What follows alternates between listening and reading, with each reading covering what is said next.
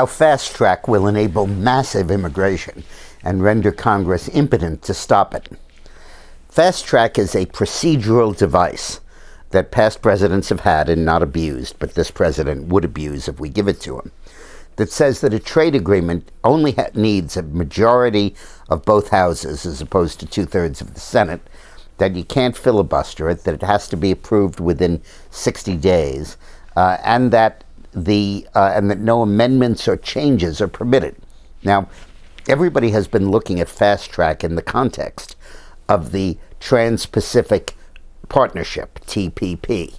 And TPP is a fairly routine trade agreement that involves the nations on the Pacific Rim. It's not necessary, it's not important, because 75% of our trade with those nations is with Japan, Canada, and Mexico. And the Canada and Mexico part, that's over 2/3, is controlled by NAFTA, that already gives us free trade. But in any case, it's another trade agreement. And the administration has jumped through hoops to convince the Congress that this will not permit immigration reform, it will not enable climate change reform, and that it's just a straight trade deal. Well, they probably have a case on that, but it's irrelevant, because right behind the TPP, Trans-Pacific Partnership, lies TISA, the Trade in Services Agreement. Now, TISA is toxic. It's everything that they claim the TPP is not. It's currently in the final stages of negotiation, and as always, is shrouded in secrecy. But fortunately, last week, WikiLeaks published the ongoing status of the negotiations and the draft treaty as it exists now. And the treaty is horrible.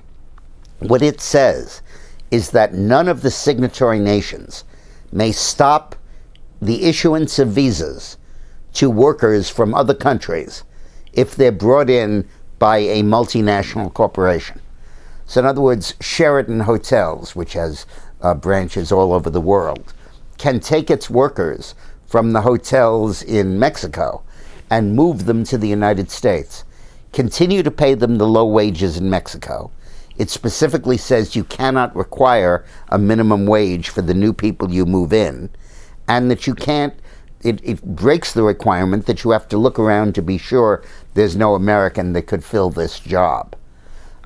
And it applies to a host of industries: hospitality industry, hotels, restaurants, construction, assembly work on a manufacturing line, almost every landscape architecture, almost everything that immigrants want to do.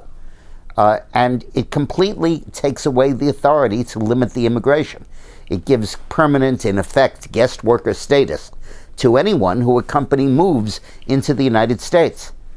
Now, the fact of the matter is that since the year 2000, there has been a 5.7% increase in the number of jobs held by people who were not born in the United States, and a 0.1% increase in the number of jobs held by people who were born in the United States.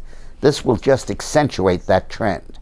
Already manufacturing, low-cost, low-wage manufacturing in other countries like China, has put the American manufacturing business in danger of being wiped out.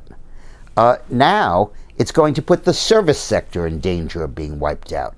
In the past, they haven't had to worry because you can't import a service from abroad, but you sure can import the workers who deliver that service.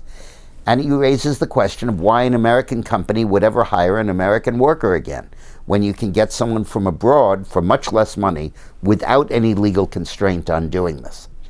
Now, in political terms, I believe Democrats want foreign workers to come to the United States and vote, but not work, because the unions don't want the competition. On the other hand, the Republicans don't want them to vote because they'll vote Democrat, but do want them to work because of the interests of the large corporations that fund the Republican Party. And this is the ideal example of come here and work, but don't vote. The don't vote part is fine, but the work part is going to promote income inequality, promote unemployment in the United States, and essentially turn the service sector over to foreigners, just as the manufacturing sector is now increasingly outsourced to foreign countries. So please write your congressman and your senator, particularly if he's a Republican, and urge him to oppose TISA. Look at this video, send him the video, and really get on him. Because up to now, we've been talking about TPP, Trans-Pacific Partnership, which isn't that bad. But TISA, that was secret until last week, is horrific. And each would be enabled by fast track.